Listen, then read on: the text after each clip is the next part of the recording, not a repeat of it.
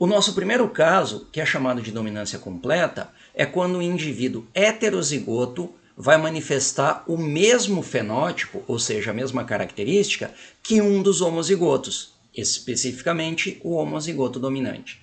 Duas condições clássicas, dois exemplos clássicos disso aqui são a herança do albinismo e a herança das características estudadas pelo Mendel quando ele fez os experimentos da ervilha. Então você vai encontrar muitos exercícios falando sobre o Mendel, sobre as suas ervilhas e falando sobre a maneira como esses alelos se comportam. É um caso de dominância completa.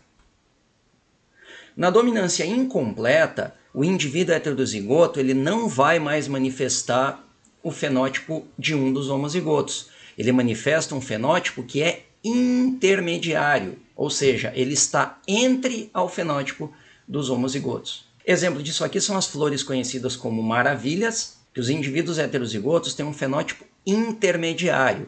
Então nós temos flores maravilha que são brancas e vermelhas, e ao cruzar essas duas variedades, o indivíduo resultante ele não é vermelho e não é branco, ele é um fenótipo intermediário cor-de-rosa.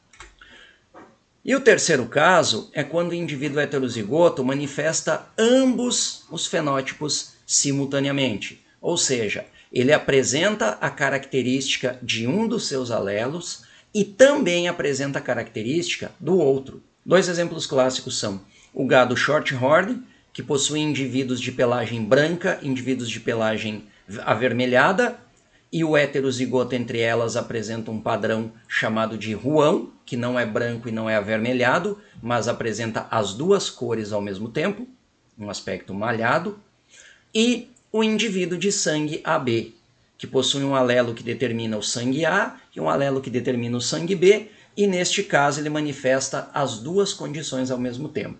O indivíduo AB ele é um indivíduo diferente de A e diferente de B. Outra condição importante é a chamada polialelia, ou alelos múltiplos, que ocorre quando um gene tem mais de dois alelos variantes.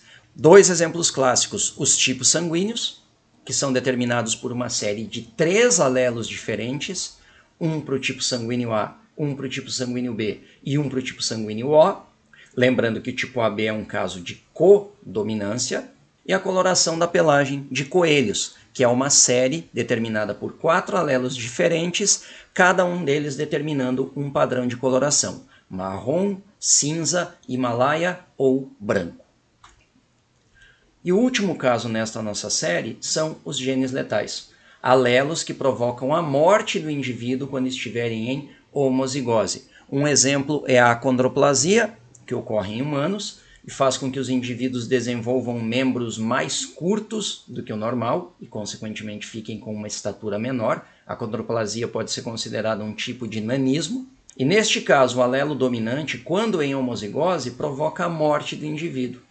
Outro exemplo conhecido, o primeiro exemplo descrito, inclusive, coloração de camundongos. Camundongos amarelos, quando cruzados entre si, produzem indivíduos também amarelos e indivíduos de coloração cinza. Mas o indivíduo homozigoto, para coloração amarela, ele é abortado, então ele não se desenvolve, beleza?